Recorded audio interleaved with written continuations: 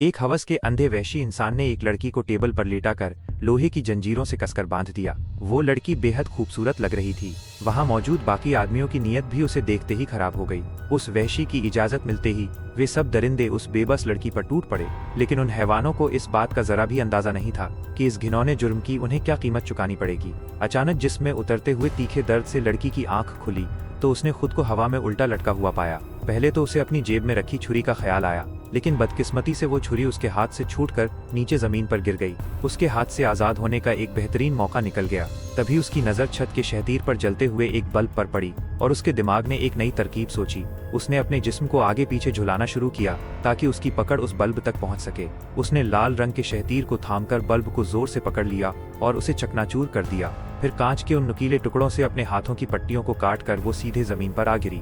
बिना एक पल भी गवाए वो तुरंत वहां से भाग निकली, क्योंकि उसे डर था कि कहीं वो हैवान उसे दोबारा न दबोच ले। कमरे से बाहर भागते वक्त उसकी नजर पास में पड़ी एक कंटीली तार पर पड़ी जिस पर अलग अलग रंगों का सूखा खून लगा हुआ था। तभी उसे एहसास हुआ कि उस दरिंदे ने न जाने कितनी बेकसूर जिंदगियों को यहाँ मौत के घाट उतारा है। दूसरी तरफ जब वो वहशी आदमी वापस आया और उसने देखा कि लड़की भाग चुकी है तो वो तुरंत अपनी माउंटेन बाइक स्टार्ट करके उसकी तलाश में निकल पड़ा। लड़की भागते भागते एक नदी के किनारे पहुंची और उसने भारी दिल से अपने जिस्म की गंदगी को पानी से धोया। आगे चलकर एक वीरान मकान में उसे जूतों की एक जोड़ी मिल गई। जूते पहनकर वो आसपास के इलाके का जायजा लेने के लिए एक ऊंचे पेड़ पर चढ़ गई। तभी उसे एहसास हुआ कि वो दरिंदा अभी भी जिंदा है और उसका पीछा छोड़ने के मूड में बिल्कुल नहीं है। लड़की का दिल नफरत और इंतकाम की आग से भर गया। उसने फैसला कर लिया कि वो उस हैवान को उसके किए की सजा जरूर देगी। मौका मिलते ही उसने उस आदमी की बंदूक से एक गोली पार कर ली। फिर उस गोली को रस्सी से बांधकर वो पीछे मौजूद पहाड़ की चोटी पर चढ़ गई और खामोशी से उस गोली को जलती हुई आग में डाल दिया। आग की भीषण गर्मी से जैसे ही धमाका हुआ वो गोली सीधे उस वहशी को जा लगी और वो तड़पकर जमीन पर गिर पड़ा। लड़की ढाल की तरह उसके पास पहुंची और उसके सारे हथियार छीन लिए। उसने देखा कि वो आदमी अभी पूरी तरह मरा नहीं है तो उसने बिना रहम खाए उसका मुंह और नाक कसकर दबा दी।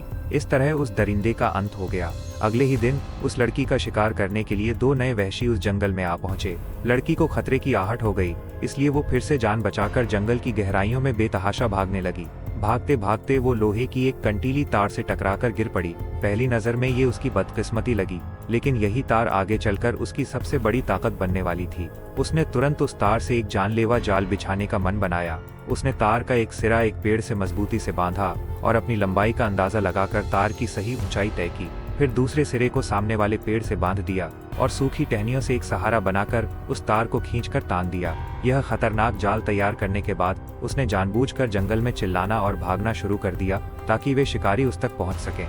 उम्मीद के मुताबिक उन दरिंदों ने उसकी आवाज सुन ली और उसका पीछा करने लगे। वो घबराने का नाटक करते हुए सीधे अपने बनाए हुए जाल की तरफ भागी। जैसे ही वो उस खिंची हुई तार के करीब पहुंची वो अचानक नीचे जमीन पर गिर गई। पीछे से तेजी से आ रहे उस दरिंदे को संभलने का मौका तक नहीं मिला और वो सीधा उस तार से जा टकराया। इस तरह एक और कातिल का खात्मा करने के बाद उस लड़की का हौसला और विश्वास अब आसमान छू रहा था। उसने मारे गए कातिल का हेलमेट नदी के किनारे रख दिया और चुपचाप पास ही बहती नदी के पानी में उतर गई।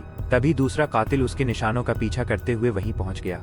नदी के किनारे पड़े हेलमेट को देखकर वो हैरान रह गया और उसने नीचे झुककर उसे उठाने की कोशिश की, लेकिन उसने देखा कि उस हेलमेट के नीचे एक रस्सी बंधी हुई थी। उत्सुकता में आकर उसने बिना सोचे समझे उस रस्सी को खींच दिया, जबकि रस्सी का दूसरा सिरा पानी के अंदर अन्ना के हाथ से मजबूती से बंधा हुआ था। अन्ना तुरंत पानी से बाहर निकली और अपनी नफरत भरी आंखों से उस कातिल को घूरने लगी। सामने वाले को संभलने का कोई मौका दिए बिना उसने सीधे उसके सिर में गोली मार दी ताकि उसका काम पूरी तरह से तमाम हो सके।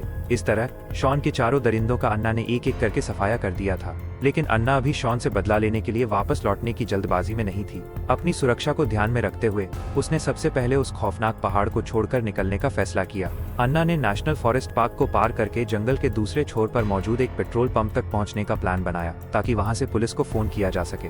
रास्ते में एक लकड़ी के मकान के पास से गुजरते वक्त उसने कुछ तख्तों और ड्रमों की मदद से एक देसी नाव तैयार कर ली, जिससे उसका काफी वक्त बच सकता था। पानी में बहते हुए आगे बढ़ते वक्त उसकी नजर एक आलीशान होटल जैसी जगह पर पड़ी।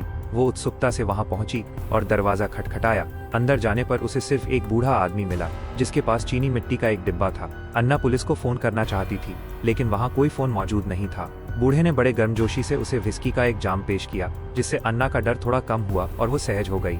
बातों ही बातों में उसे एहसास हुआ कि ये बूढ़ा कोई आम इंसान नहीं है। उसकी पूरी जिंदगी जंगल में शिकार करते हुए बीती थी और वहाँ शिकार से जुड़ी कई किताबें रखी हुई थीं। लेकिन जैसे ही उसने कमरे में चारों तरफ नजर दौड़ाई, अलमारी पर रखी एक संदिग्ध तस्वीर देखकर उसके होश उड़ गए। वो तस्वीर उस बूढ़े की उन्हीं कातिलों के साथ थी। अन्ना अंदर से बुरी तरह घबरा गई।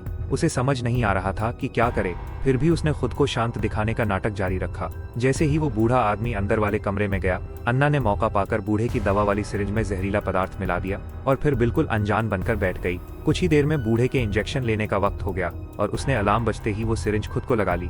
दवा जिसमें उतरते ही बूढ़े को अन्ना की चाल समझ आ गई, लेकिन तब तक बहुत देर हो चुकी थी और वो तड़प कर सोफे पर ढह गया। वो लड़की कमरे से गायब हो चुकी थी और जाने से पहले उसने फ्रिज में रखा सारा खाना उठा लिया। उसे एक गाड़ी और एक बंदूक मिल गई और उसने बदला लेते हुए उस बूढ़े के शरीर में भी गोली उतार दी। तस्वीर से साफ जाहिर था कि सड़क किनारे खड़ी गाड़ियां उन बेकसूर पीड़ितों की थीं जो पहले यहां आ फंसे थे।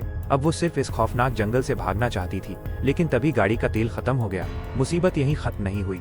रेडियो पर तेज तूफान आने की चेतावनी दी जाने लगी। अन्ना को मजबूरन गाड़ी के अंदर छुपकर वो खौफनाक रात बितानी पड़ी। अपनी सुरक्षा के लिए उसने पास रखी छुरी को कसकर थामे रखा ताकि रात के किसी भी खतरे से लड़ सके। खुशकिस्मती से अन्ना वो पूरी रात सलामत बच निकली। अगले दिन वो थकान से चूर चूर हो चुकी थी, लेकिन फिर भी हिम्मत जुटाकर आगे की तरफ बढ़ चली। मायूसी और दर्द के बीच अन्ना को अचानक एक पेट्रोल पंप दिखाई दिया। वो मदद की उम्मीद में तेजी से अंदर भागी, लेकिन बदकिस्मती से वहाँ भी कोई मौजूद नहीं था। अन्ना एक बार फिर निराशा के अंधेरे में डूब गई। तभी पीछे से एक पुलिस वाला आता हुआ दिखाई दिया। अन्ना बुरी तरह डर गई। पुलिस वाले की बात सुनकर उसने धीरे से अपनी बंदूक उठाई और जमीन पर रख दी। जैसे ही उस पुलिस वाले ने उसके बॉयफ्रेंड का नाम लिया, अन्ना को राहत मिली और उसकी घबराहट थोड़ी कम हुई। शैतानों के हाथों इतने लंबे खौफ का सामना करने के बाद आखिरकार उसका हौसला जवाब दे रहा था। सामने खड़े अफसर ने अन्ना को सहारा देकर अपनी पुलिस गाड़ी में बिठाया। फिर उसने अपने कैमरे से कुछ तस्वीरें निकाली ताकि पुलिस को उन अपहरणकर्ताओं के खिलाफ पक्के सबूत दिखाए जा सकें। लेकिन जैसे ही पुलिस वाले की नजर उन तस्वीरों पर पड़ी, उसके सामने का नजारा देखकर अन्ना की दुनिया एक बार फिर से तबाह हो गई। अन्ना सामने खड़े पुलिस वाले और आसपास के जाने पहचाने माहौल को यकीन से नहीं देख पा रही थी। वो पूरी तरह से टूट चुकी थी। सच्चाई ये थी कि वो पुलिस वाला भी उन्हीं दरिंदों का साथी निकला। वहाँ मौजूद वो दाढ़ी वाला वहशी पहले से ही सब जानता था। वो दरवाजे के सहारे टिका खड़ा था और उस लड़की का इंतजार कर रहा था। देखते ही देखते अन्ना को दोबारा बंधक बनाकर एक खंभे से कसकर बांध दिया गया। इतना ही नहीं, वो दाढ़ी वाला आदमी वहाँ एक गाय को खींच कर ले आया। वो अन्ना के कान के पास झुककर गंदी गंदी बातें करने लगा और उसे जलील करने लगा। फिर उसने उस बेबस लड़की की आंखों के सामने उस गाय को गोली मार दी। उसने छुरी निकालकर गाय का पेट चीर दिया और उसके अंदर के सारे अंग बाहर निकालकर फेंक दिए। इस खौफनाक दृश्य को अपनी आंखों से देखकर अन्ना का दिमाग पूरी तरह से हिल गया। दाढ़ी वाले की सनक भरी हंसी के बीच अन्ना चीख चीख कर उस पर हंसने लगी और उसे ताने देने लगी। उसने कहा कि तू नीच इंसान है, मैंने तेरे सारे भाइयों को मार डाला है, यहाँ तक कि तेरे बूढ़े बाप को भी नहीं छोड़ा जो तुझे ढूंढ रहा था। अब तेरी बारी है। मेरे साथ मरने के लिए इतने सारे लोग हैं, मेरा क्या नुकसान होगा? असली नाकाम तो तू है। दाढ़ी वाला आदमी अपने गुस्से पर काबू नहीं रख पाया और उसने अन्ना को बांधने वाली रस्सी काट दी। अन्ना ने आजाद होते ही उस पर हमला करने का मौका ढूंढना चाहा, लेकिन ताकत के सामने उसकी कोई चाल काम न आ सकी। अन्ना किसी तरह खुद को बचाते हुए धीरे धीरे दरवाजे से बाहर की तरफ भागी। अभी वो उस दाढ़ी वाले से निपट भी नहीं पाई थी कि तभी छत से एक इंसान नीचे आ गिरा। उस नजारे को देखकर अन्ना पूरी तरह से टूट गई। जमीन पर अपने बॉयफ्रेंड की लाश देखकर उसका दिमाग काम करना बंद कर चुका था। उसने घबराहट में हवा में गोलियां चलाईं, लेकिन सबसे बुरा होना तो अभी बाकी था। उन दरिंदों ने अन्ना को ले जाकर उस गाय के कटे हुए पेट के अंदर बंद कर दिया